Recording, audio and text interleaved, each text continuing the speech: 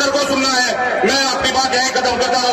आप तमाम का बहुत बहुत शुक्रिया। अस्सलाम वालेकुम रहमतुल्लाहि व बरकातुहू। अब हमारे महबूब प्रत्याशी जनाब अरशद राणा साहब, मीरापुर विधानसभा से प्रत्याशी मजलिस इत्तेहादुल मुस्लिमीन जनाब अरशद राणा साहब।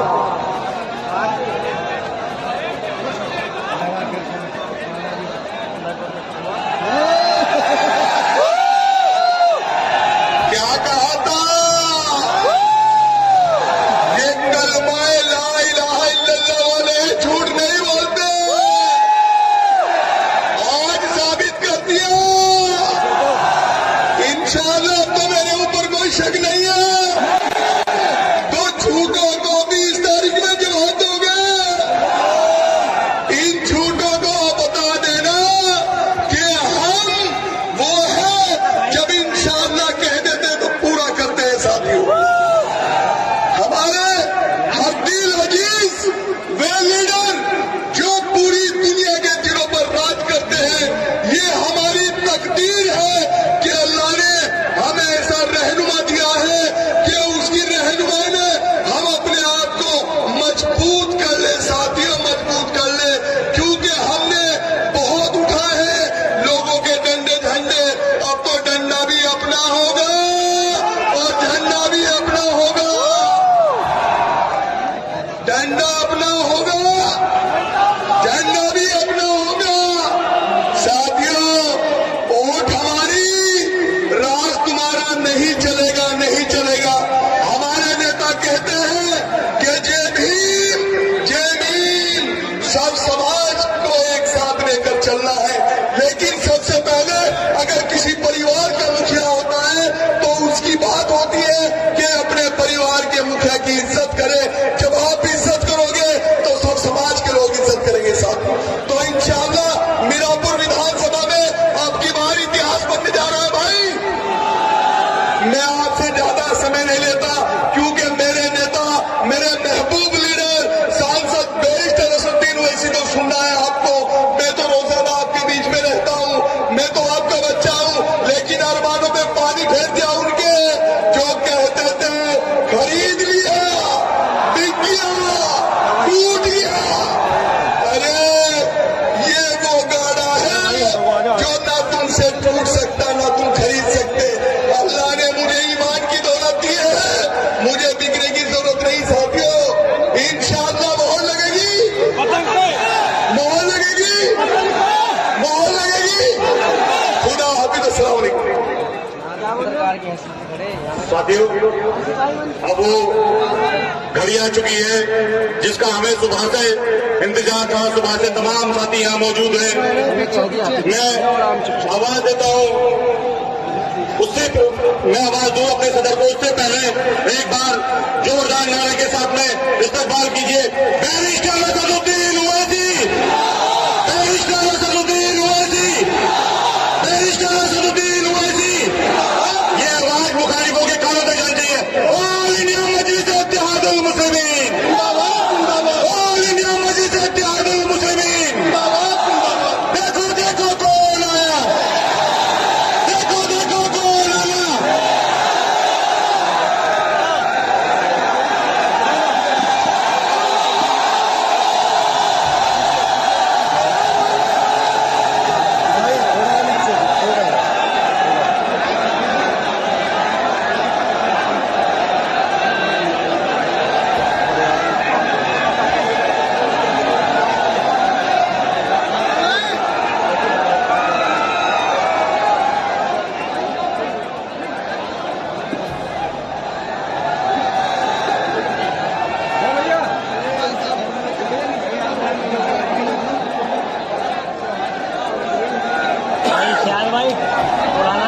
बिस्मिल्लाहिर्रहमानिर्रहीम।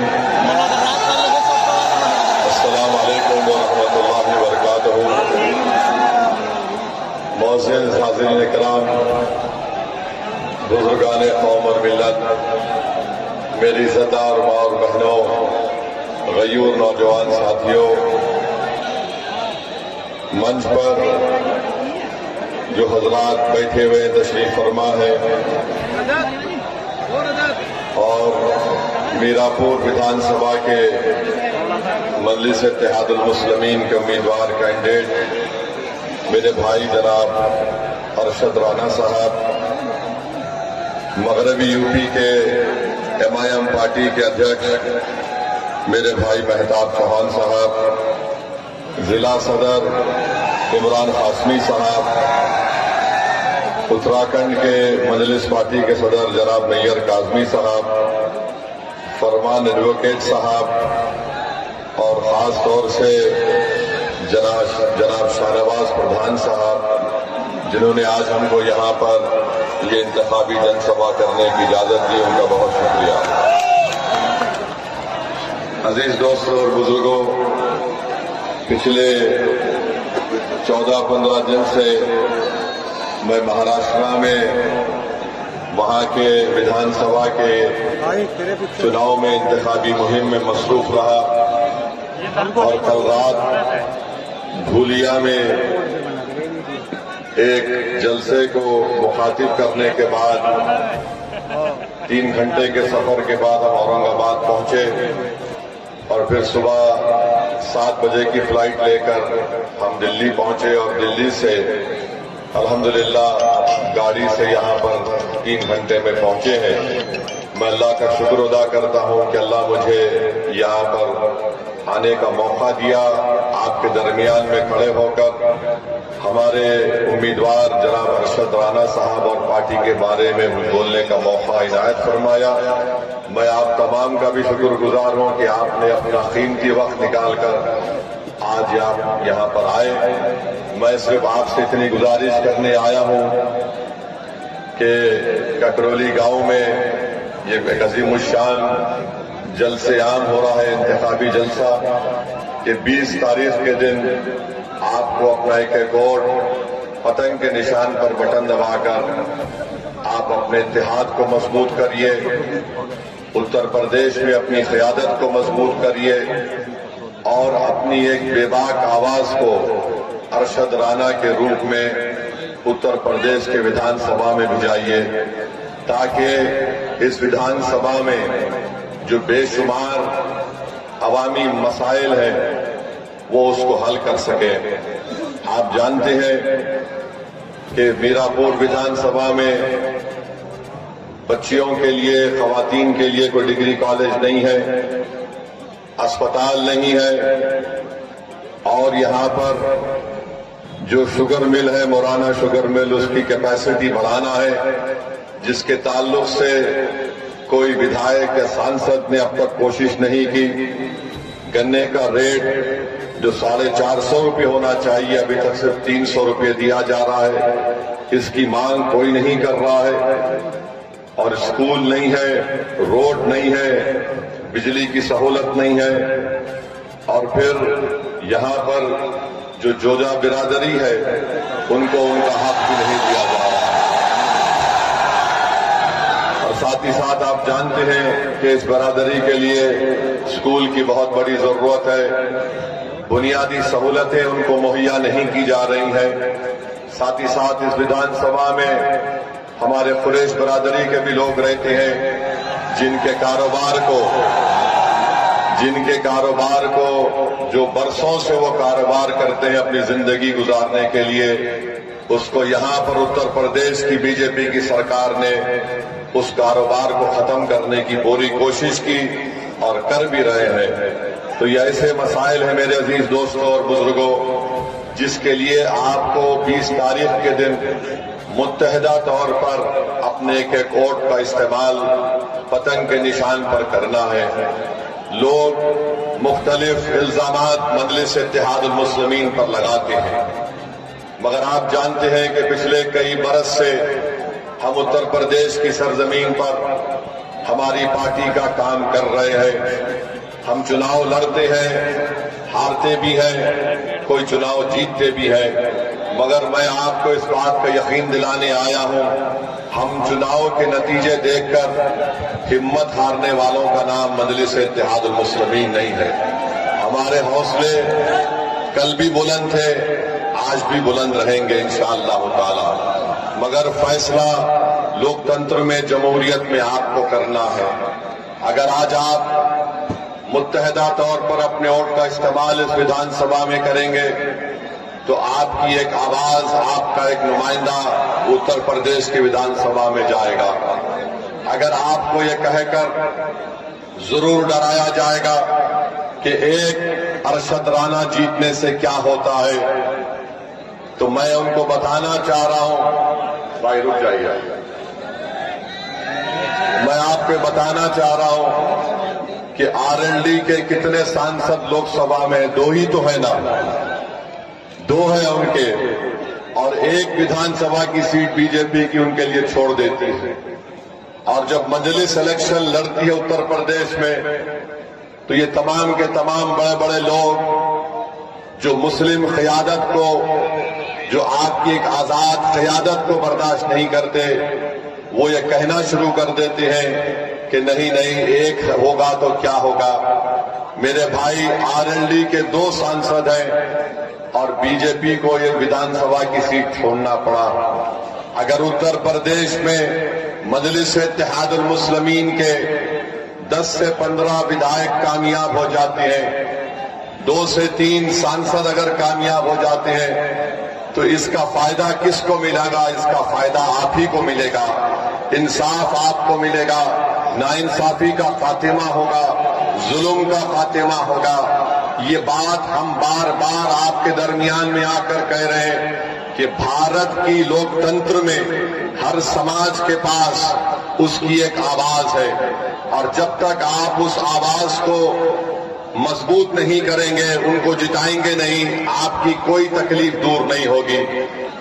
पिछले 4-5 महीने पहले पार्लियामेंट के चुनाव हुए। आज भारत की पार्लियामेंट में चाहे वह अपर कास्ट हो या बैकवर्ड क्लास हो, इनकी आबादी के लिहाज से उनके सांसद जीत कर आए हैं। अगर एक समुदाय है जिनके सांसद आबादी के मुताबिक नहीं जीत पाए हैं, तो भारत की सबसे बड़ी अल्पसंख्यक समाज मुसलमान है। इसका जिम्मेदार कौन है बताइए आप? इसके जिम्मेदार किसी हद तक हम भी हैं, जो हम डर जाते हैं कि नहीं नहीं, अगर हम मजलिस को वोट देंगे तो बीजेपी जीत जाएगी। मेरे भाई, मैं आपसे ये कह रहा हूं, यकीनन बीजेपी को हमको रोकना है, मगर क्या हमारी जिंदगी की इब्तिदा खाली इनको रोकने में और फिर हमारी जिंदगी का खात्मा इनको रोकने में खत्म हो जाएगा? फिर हमारी आवाज कहां पर जाएगी? मिसाल के तौर पर मैं आपको बताने के लिए कह रहा हूं, आज भारत की पार्लियामेंट में नरेंद्र मोदी की हुकूमत ने एक वक्फ बिल का कानून, एक वक्फ बिल बनाने का कानून पेश किया। अगर मजलिस इत्तेहादुल मुस्लिमीन के कम से कम 3 MP होते, इम्तियाज जलील अगर औरंगाबाद से कामयाब हो जाते, अख्तरुल ईमान बिहार किशनगंज से कामयाब हो जाते, तो क्या मोदी इस तरह की हरकत करने के बारे में सोचते? और आप जानते हैं कि वक्फ बिल क्या है? ये जो वक्फ बिल नरेंद्र मोदी ने भारत के पार्लियामेंट में पेश किया, ये बिल ये कहता है कि कल अगर ये बिल कानून बनेगा तो कल कलेक्टर डीएम ये फैसला करेगा कि वाकई में ये मस्जिद वक्फ है या नहीं, ये खानका वक्फ है या नहीं, मदरसा वक्फ है या नहीं, या कब्रिस्तान वक्फ है या नहीं। और वक्फ यूजर को इस बिल में निकाल दिया गया है। मैं जिम्मेदारी के साथ आज आपके दरमियान में ककरौली गांव में खड़े होकर आपसे और उत्तर प्रदेश के तमाम जिम्मेदारों को बता रहा हूं, उत्तर प्रदेश सुन्नी वक्फ बोर्ड में जितनी जायदादें रजिस्टर्ड हैं, 99% वक्फ यूजर है, यानी उसका कोई डीड नहीं है मगर रजिस्टर्ड है। अगर खुदा ना खास्ता यह कानून बीजेपी की हुकूमत बनाएगी तो इन तमाम 99% वक्फ जायदाद का क्या होगा? क्योंकि मोदी ये कह रहे हैं कि जो जायदाद वक्फ होती है, हम और आप मानते हैं कि उसका मालिक अल्लाह होता है, सुबह कयामत तक मालिक उसका अल्लाह होता है। मगर मोदी इस तरह का बिल पार्लियामेंट में पेश कर रहे हैं कि मालिक अल्लाह नहीं होगा, मोदी होगा और मेरा नायब का डीएम होगा, कलेक्टर होगा। उत्तर प्रदेश में जितनी सुन्नी वक्फ बोर्ड की प्रॉपर्टियां हैं 99% वो वक्फ यूजर है। इस बिल में वक्फ यूजर को उड़ा दिया गया। इस बिल में यह बात लिख दी गई है कि अगर कोई भी जाकर डीएम कलेक्टर के पास से शिकायत कर दे कि ये फुला जायदाद वक्फ की नहीं है, तो कलेक्टर जब तहकीकात का इंक्वायरी का ऑर्डर देगा, जैसे ही वो इंक्वायरी का ऑर्डर देगा उस वक्त से वो जायदाद वक्फ नहीं रहेगी। कब तक वक्फ नहीं रहेगी? जब तक कलेक्टर या डीएम अपनी इंक्वायरी मुकम्मल नहीं कर लेता। डीएम इंक्वायरी मुकम्मल नहीं करेगा, इंक्वायरी का ऑर्डर जारी कर देगा, वक्फ की प्रॉपर्टी से जायदाद से हम महरूम हो जाएंगे। आप बताइए फिर किसका नुकसान होगा इस बारे में? फिर उसमें बिल में लिख दिया गया कि उत्तर प्रदेश के आज वक्फ बोर्ड में उसका एक एक मेंबर रुकन सिर्फ मुसलमान बन सकता है। मोदी कह रहे हैं कि नहीं, कम से कम 2 गैर मुस्लिम तो बनना ही बनना है और इलेक्शन नहीं होगा रियासती वक्फ बोर्ड में। प्रदेश की सरकार मेंबर्स को नॉमिनेट करेगी, नामजद करेगी, यानी 2 से ज्यादा भी गैर मुस्लिम उसके मेंबर बन जाएंगे, मेजॉरिटी में आ जाएंगे। मकसद एक ही है कि मोदी ये चाहते हैं कि भारत से वक्फ की जायदादों को खत्म करके रख दिया जाए। मस्जिदें वक्फ ना रहे, दरगाहें ना रहे, खानखाहें ना रहे, कब्रिस्तान ना रहे। इसीलिए मोदी ने इस तरह के बिल को भारत की पार्लियामेंट में पेश किया है। मैं आपको खबरदार कर रहा हूं, मैं आपको बाखबर कर रहा हूं, अगर आज आप नहीं जागेंगे, इस बिल के खिलाफ सदाए एहतजाज नहीं बुलंद करेंगे, तो याद रखिए हम अपनी वक्फ जायदादों को खो देंगे और बाद में रोने से कोई फायदा नहीं। अभी आपको उठकर एक मुस्बित पैगाम देना है और पैगाम देने का तरीका यह है कि 20 तारीख को जब आप वोट डालने जाएंगे तो आप इसलिए भी पहला अपना वोट इस्तेमाल करेंगे ताकि मोदी को मालूम हो जाए कि हम इस वक्फ बिल को कबूल नहीं करते जो हमारी मस्जिदों को छीनना चाहता है। हम मीरापुर से आरएलडी को हराएं ताकि जयंत चौधरी को मालूम हो जाए कि आप हमारे वोट हासिल नहीं कर सकते जब तक कि आप वक्फ बिल की मुखालिफत में जयंत चौधरी नहीं खड़े हो जाएंगे।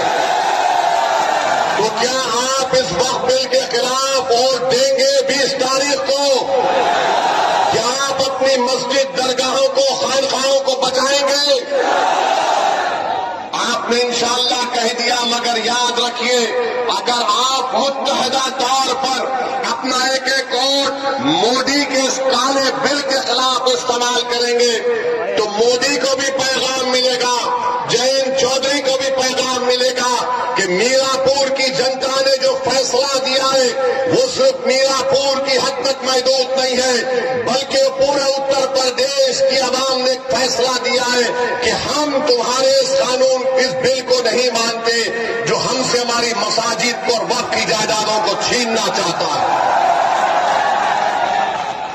अब जब वक्फ का बिल पेश हो रहा था पार्लियामेंट में, कौन खड़े होकर मौसर तरीके से संविधान की दफा 25, 26 का हवाला देकर उसकी मुखालिफत में कौन खड़ा हुआ वो पार्लियामेंट के रिकॉर्ड में मौजूद है।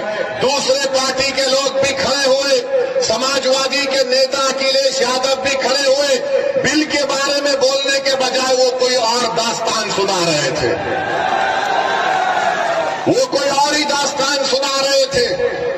तो मेरे अजीज दोस्तों और बुजुर्गों, याद रखिए अगर आप मौजूदा हालात में अपने वोट से अपने नुमाइंदों को कामयाब नहीं करेंगे तो जो बरसों से हमारा इस्तेसाल चल रहा है वो जारी और सारी रहेगा। अगर एमआईएम पार्टी जीतती है तो यहां पर भारत की जमहूरियत मजबूत होगी, गरीबों और मजलूमों को एक आवाज मिलेगी, क्योंकि आपने समाजवादी को कभी वोट दिया, कभी बसपा को वोट दिया, कभी आरएलडी को वोट दिया।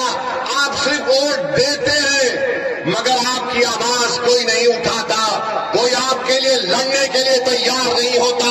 मैं आपको बता रहा हूं, आप याद रखिए फैसला तो आपका है, जमहूरियत है, आप जिसको चाहे वोट दे दें, मगर अगर आप इस बार भी इस डर में आ जाएंगे कि नहीं नहीं ये अरशद राणा जीतेगा या नहीं जीतेगा, मेरे भाई जब जंग करना है जमहूरियत में तो जंग खूब तरीके से करनी चाहिए। हमारा मामला यह है कि जंग करने से पहले हम नतीजे पर पहुंच जाते हैं, जंग करने से पहले हम नतीजे पर पहुंच जाते। अरे हम हार गए तो कैसा, अरे मेरे भाई मिसाल दे रहा हूं समझाने के लिए, बुरा मत मानिए। 70 साल से वो फलस्तीनी गाजा और मगरबी किनारे में लड़े जा रहे हैं, मर रहे। 40,000 अब तक मर गए, 12 लाख बेघर हो गए, लाखों लोग बेघर हो चुके हैं, मगर उनके हौसले को देखो, वो डर नहीं रहे बल्कि मुकाबला कर रहे हैं। क्यों मुकाबला कर रहे हैं? क्योंकि इजराइल एक जालिम मुल्क है, इजराइल एक जालिम मुल्क है और वो जालिम मुल्क गाजा में नस्लकशी कर रहा है। मगर एक मिसाल देने के लिए आपको बता रहा हूं। दूसरी बात मैं आपके सामने ये अर्ज करना चाह रहा था कि यहां पर अंसारी बरादरी बहुत बड़ी तादाद में है, उनका कारोबार पूरा का पूरा ठप होकर रह गया, कोई नहीं पूछता। आप देखते जाइए बीजेपी क्या कर रही है। जो भी अल्पसंख्यक समाज के लोग अपने हाथ और खून पसीने की कमाई से अपनी जिंदगी गुजारते, उनकी कारोबार को, उनके बिजनेस को खत्म कर दिया जा रहा है, मगर कोई आवाज उठाने वाला ही नहीं, कोई लड़ने वाला ही नहीं। चुनाव आ गया तो सब आ जाते हैं कि भैया को जिताओ, दरी बिछाओ, अपनी जवानी को कुर्बान करो, उसके बाद हम ही मरते हैं, उसके बाद हम ही मरते हैं। तो मेरे अजीज दोस्तों और बुजुर्गों, मेरे भाई आप सुनिए, हाँ जिंदा है, आप भी जिंदा है, हम भी जिंदा है। हम और आप जब तक जिंदा है उस वक्त तक कयामत नहीं आने वाली, अल्हम्दुलिल्लाह। अब आप तीसरी जो अहम बात हम आपको बताना चाहते हैं, यहां पर आप जानते हैं कि मजलिस पार्टी जब लड़ रही है तो मुझे बताया गया कि हस्बे आदत, हस्बे रिवायत हमारे जो सियासी मुखालिफिन है वो बोलना शुरू कर दिए, भाजपा का फायदा हो जाएगा, भाजपा का फायदा हो जाएगा। कहां से फायदा होगा मुझे बताओ। अच्छा, यहां पर एक और विधानसभा में उत्तर प्रदेश में चुनाव हो रहा है, करहल में हो रहा है। करहल में बीजेपी का उम्मीदवार कौन है? अखिलेश के भाई धर्मेंद्र का बहन वही लड़ रहा है। तुम अपने परिवार को नहीं रोक सकते और तुम आकर यहां पर मीरापुर में कह रहे हो कि मजलिस लड़ रही है तो फुलां को फायदा हो जाएगा। अरे तुम्हारे भाई का बहन भी लड़ रहा है, यानी तुम्हारे परिवार हर पार्टी में बैठकर मलाई और गुलाब जामुन खा लेंगे और हमको वोट ना दे कोई, ये कैसे होगा बताइए आप। और अहम बात मैं आपको याद दिला रहा हूं, 2012 सितंबर ये मुजफ्फरनगर जिले में आता है। अखिलेश यादव मुख्यमंत्री थे, मुजफ्फरनगर का फसाद हुआ। आजादी के बाद सबसे ज्यादा अल्पसंख्यक समाज के मुसलमान अगर बेघर हुए 50,000, इसी अखिलेश यादव जब मुख्यमंत्री थे बेघर हुए थे। जो खेतों में रह रहे थे, पर्दों के टेंट में रह रहे थे, और यही अखिलेश यादव मुख्यमंत्री थे जब 50,000 लोग बेघर हो गए थे। किसी के माओ की इज्जत लूट ली गई, किसी के बहनों को कत्ल कर दिया गया। आप कैंपों में जिंदगी गुजार रहे थे और अखिलेश यादव सैफई में उत्सव मना रहे थे, मुंबई से एक्टरों को बुलाकर नाच गाना करवा रहे थे।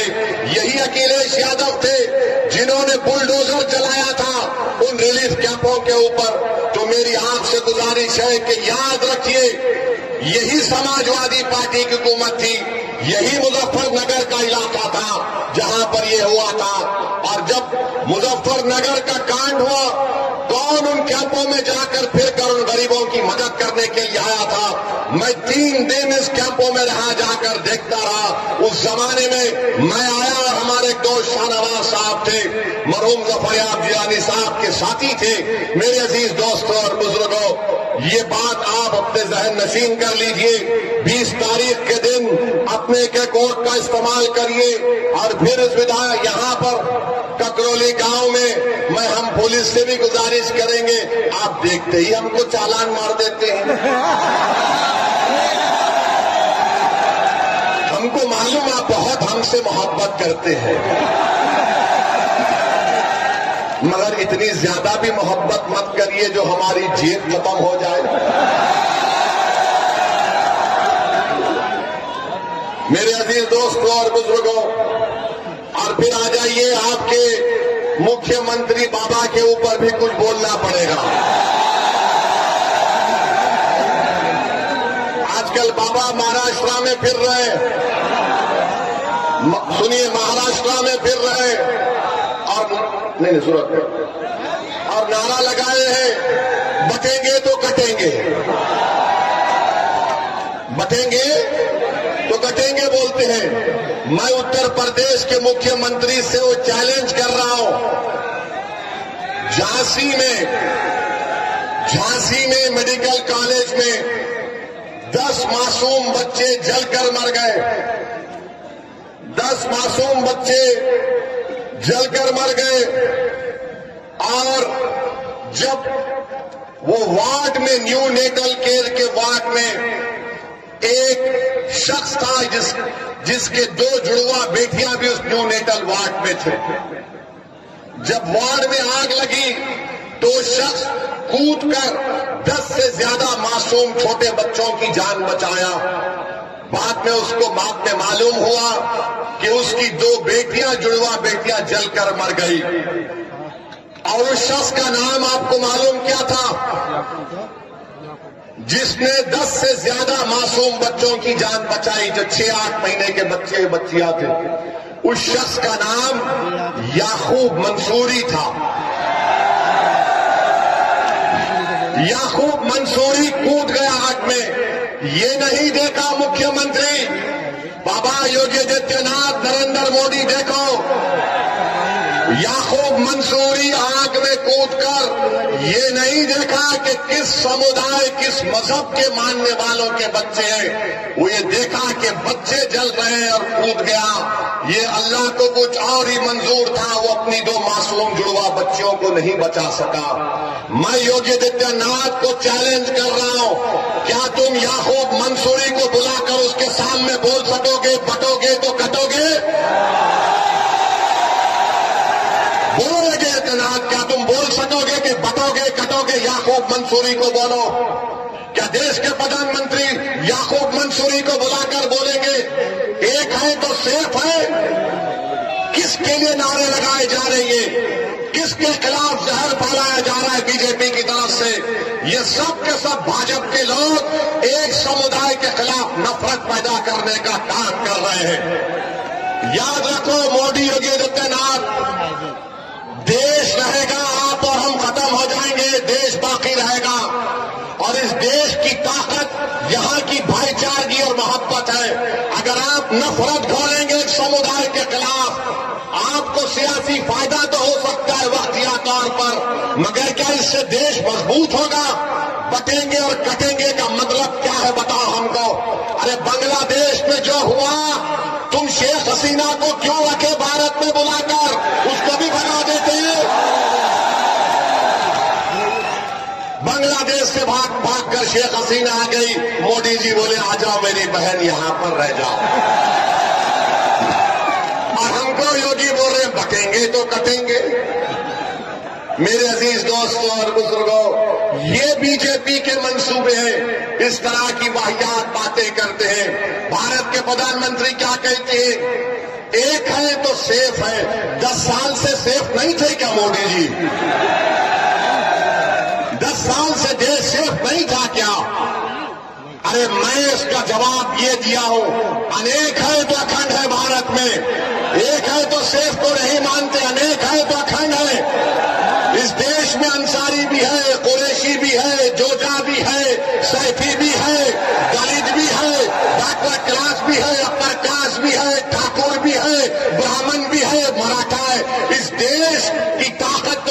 मोदी जी, मगर आरएसएस की कोशिश ये की है। इसीलिए मोदी जो कह रहे ना कि एक है तो सेफ है, हम कह रहे अनेक है तो अखंड है। मेरे अजीज दोस्तों और बुजुर्गों, क्या अच्छा ये भी है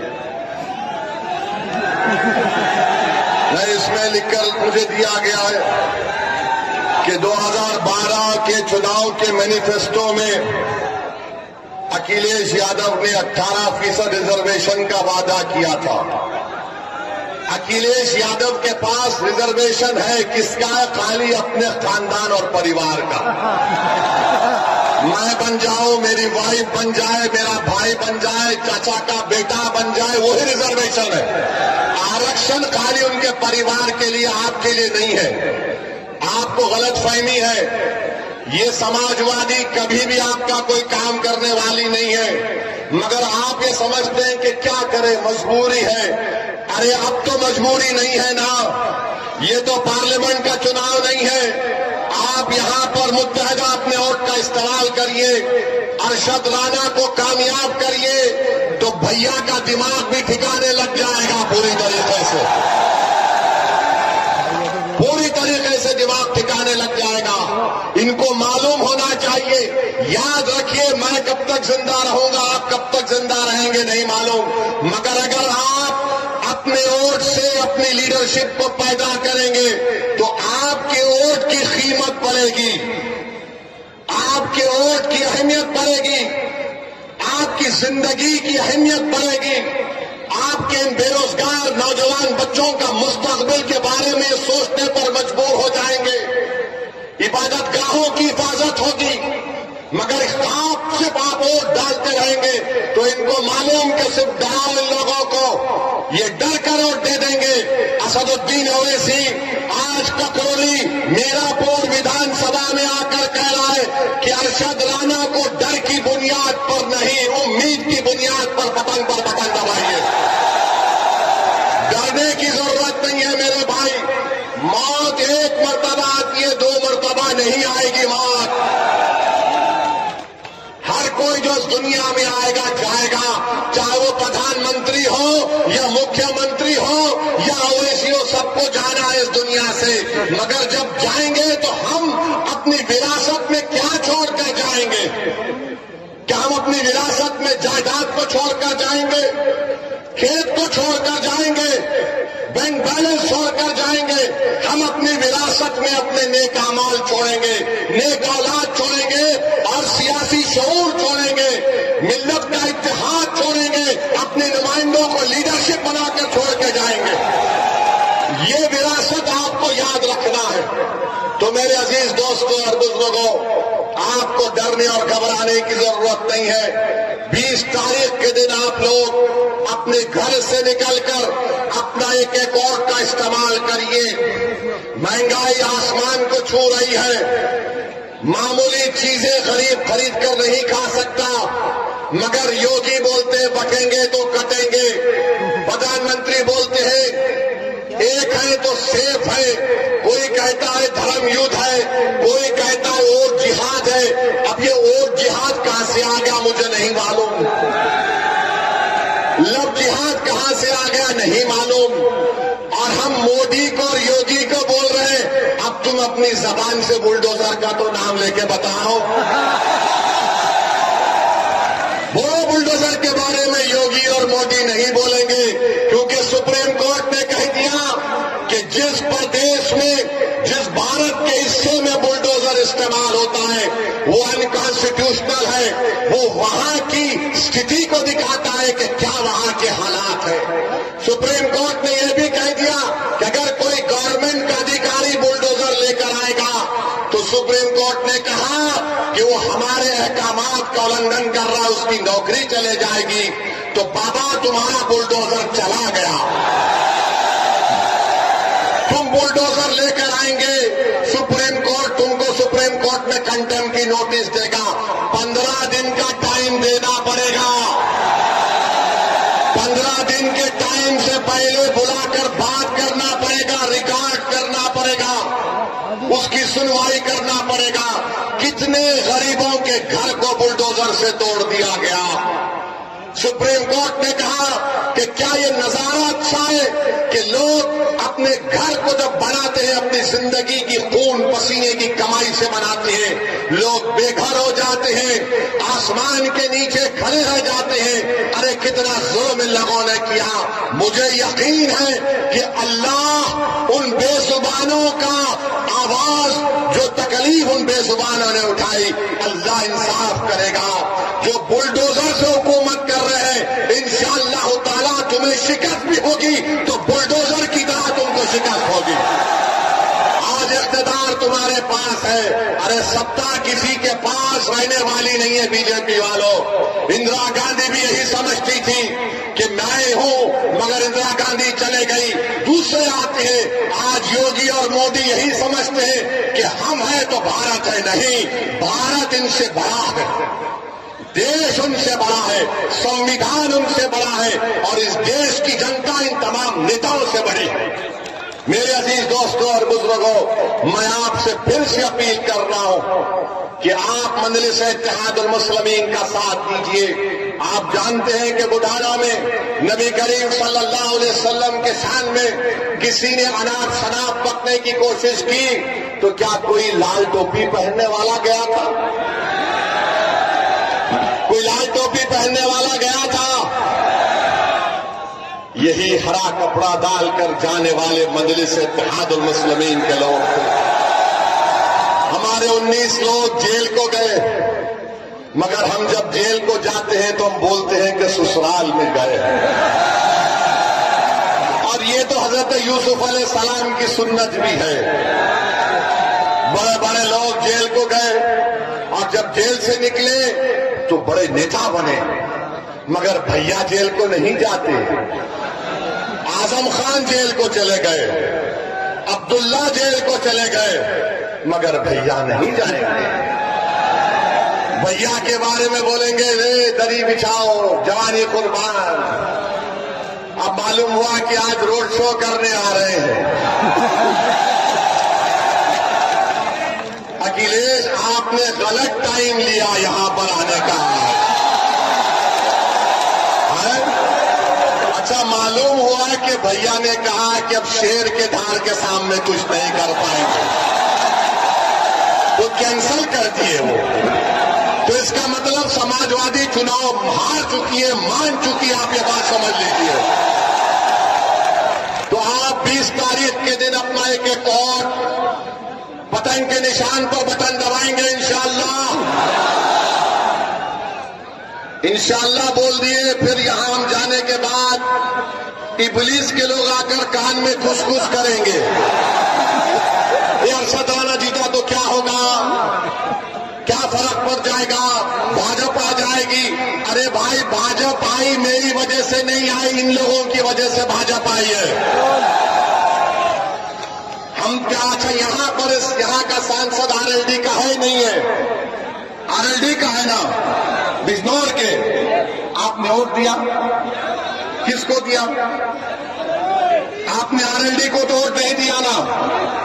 कितनों ने नहीं दिया, बताओ। अच्छा, आप ये बोलेंगे हमारे भाषण के बाद ओवैसी आएगा तो आरएलडी बीजेपी जीत जाएगी। मेरा जवाब यही है कि हाँ, मैं भारत में बैठकर कमला हैरिस को हरा दिया और ट्रंप को जिता दिया, और क्या बोलो। मैं जिम्मेदार हूं। यानी हम यहां पर बैठ जाते नहीं है। ये इनके कांग्रेस के एक नेता बोले हाँ, ओवैसी लड़ता नहीं है, मगर उसकी भाषण का इतना असर होता है कि हम हार जाते हैं। मेरे भाई, ये सब बहाने हैं। कोई जीत हार चुनाव है, कोई जीतेगा तो कोई हारेगा। आपसे हम अपील करने आए हैं कि मुत्तहिदा तौर पर 20 तारीख के दिन आप लोग अपना एक वोट का इस्तेमाल करिए, पतंग के निशान पर बटन दबाइए, उत्तर प्रदेश में मजलिस इत्तेहादुल मुस्लिमीन को मजबूत करिए। आपके पास एक बेहतरीन कैंडिडेट अरशद राणा आपके सामने है। समाजवादी पार्टी के भी उम्मीदवार हैं, उनके परिवार से उनके बड़े लोग यहां पर सांसद भी रहे हैं, मगर उन्होंने इस विधानसभा के लिए क्या काम किया। आप मुझसे बेहतर जानते हैं। मैं आपसे सिर्फ यही अपील करने आया हूं, एक लंबा सफर करके आपसे आया हूं, महाराष्ट्र से निकलकर आज वेस्टर्न यूपी के इस इलाके में से इसलिए आया हूं ताकि आपके दरमियान में खड़े होकर मैं अपनी दिल की तकलीफ को अपने जबान के जरिए तुम्हारे सामने बयान कर सकूं। मैं इसलिए आया कि नाइंसाफी का जिक्र तुम्हारे सामने कर सकूं। मैं इसलिए आपके दरमियान में आया मेरे बुजुर्गों, मेरे गयूर नौजवानों, ताकि हमारी आवाज उत्तर प्रदेश के विधानसभा में गूंजे। एक मर्तबा आप मंजलिस के उम्मीदवार को कामयाब कर दीजिए और देखते जाइए कि आपके मसाइल कैसे हल होते हैं। वरना याद रखिए, ये समाजवादी और बीजेपी एक सिक्के के दो रुख हैं, एक सिक्के के दो रुख हैं। मैं करीब से देख चुका हूं इनको। ये चाहते हैं कि मानते हैं कि मजबूर है, ये कमजोर है, इनको डराओ ये डर जाएंगे। आपको डरने और घबराने की जरूरत नहीं है। जब दलित समाज का सुनिए, जब मोदी पार्लियामेंट में खड़े होकर बोलते हैं कि भारत का सबसे बड़ा बैकवर्ड क्लास का नेता मोदी है, अखिलेश कहते हैं कि हम समाजवादी जरूर हैं मगर हमारा परिवार यादव परिवार, बहुजन समाज है, दलितों की बात करती है, बाबा है, बोलते नहीं है मगर ठाकुरों को प्रमोट करते हैं। हर समाज अपना नेता बना चुकी है और आप लोग सिर्फ सोच रहे हैं कि क्या करें क्या करें। अरे करना कुछ भी नहीं है, उनको देखो, अपने अरशद को कामयाब करो और कुछ भी करना नहीं है। अगर आप सोचते रहेंगे, डरते रहेंगे, मेरे भाई 70 साल हो चुके हैं, 18 लोकसभा के चुनाव हो चुके हैं, हम कब तक सोचते रहेंगे? अरे एक मर्तबा अपने दिल की आवाज को सुन लो। तुम बंद कमरों में बैठकर तो बोलते हो कि ओवैसी हमारे तकलीफ को बयान करता है, ओवैसी पार्लियामेंट में लड़ता है। अरे मेरा लड़ना जरूरी है, मगर क्या तुम नहीं चाहते कि ओवैसी की तरह ऐसे हजार ओवैसी से बेहतर तुम्हारे नुमाइंदे विधायक और सांसद बनकर तुम्हें लड़ाई लड़े? ये आपको फैसला करना है 20 तारीख को। बस यही चंद गुजारिशात मुझे आप तक कहना था। मैं यहां पर आया हूं, आपका बेहद शुक्रिया। मैं आखिर में कुंदरकी की आवाम से भी माफी चाहता हूं कि किसी टेक्निकल वजह से हमारे कैंडिडेट हाफिज वारिस की इंतखाबी मुहिम में शिरकत नहीं कर सका। मैं कुंदरकी की आवाम से भी अपील कर रहा हूं कि हाफिज वारिस को आप वोट देकर कामयाब करिए। अच्छा, वहां पर जो बीजेपी के उम्मीदवार हैं,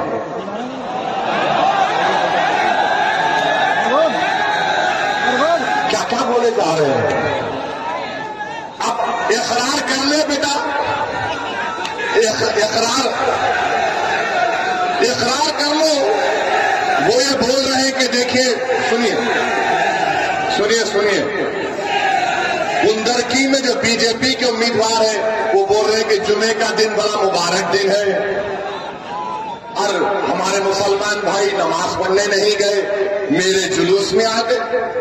वो बोल रहे हैं कि देखिए ऐसा है, इस्लाम में सलाम है। अरे बाबा, तुम ये बात जाके तुम्हारे मुख्यमंत्री को बोलो ना,